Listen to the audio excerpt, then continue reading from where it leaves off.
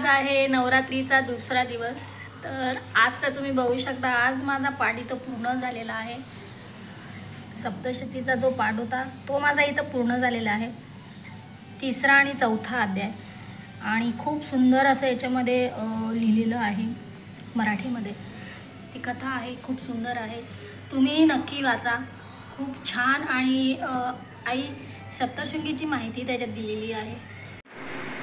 हे मंडळी, कसे आहात? तर सकाळी माझी पोथी वाचून झालेली आहे आणि मी आता परत चालली आहे। आज आहे सेकंड डे आणि आजचा कलर आहे ग्रीन। सो मी आज इथं ग्रीन घातलेलं आहे आणि बहुतेकांनी आज ग्रीन साडीज वगैरे ड्रेस वेअर केलेला आहे।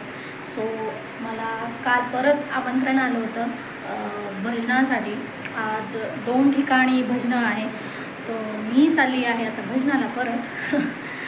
आणि नवरात्र म्हटल्यावर सगळ्यांकडं काही ना काही म्हणजे पूजा वगैरे, भजनं, कीर्तनं वगैरे चालूच असणार आहे 9 दिवस आणि गरबा वगैरे तर रात्री होतच असतो।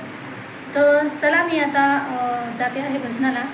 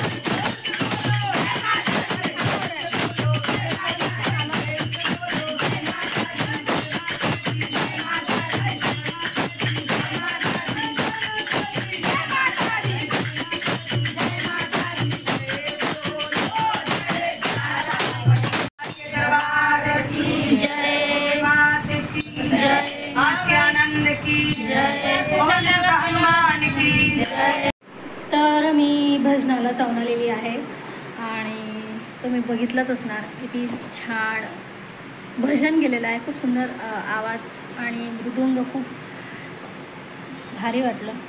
आणि हा भेटला आहे प्रसाद, भजनाचा प्रसाद। तर आता मी हे एन्जॉय करते। आता मी परत जाणार आहे दुसरीकडं आणि त्या भाभीकडं जाणार आहे, त्यांच्याकडे हीच लेडीज जाणार आहे भजनासाठी।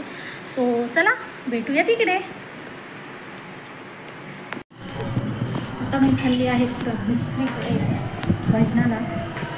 मस्त व्ह्यू बघू शकता, खूप सुंदर फर्स्ट फ्लोअरमध्ये आहे ते।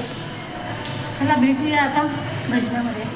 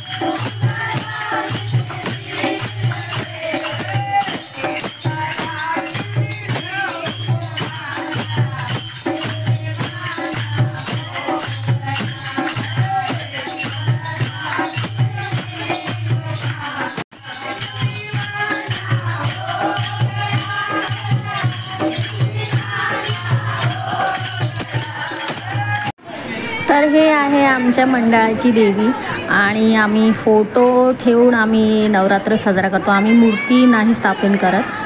तर अशा प्रकारे मी आज तुमच्यासोबत शेअर केला आहे आजचा माझा नवरात्राचा दुसरा दिवस. कसा वाटला नक्की सांगा. लाईक करा, शेअर करा आणि सबस्क्राईब करा.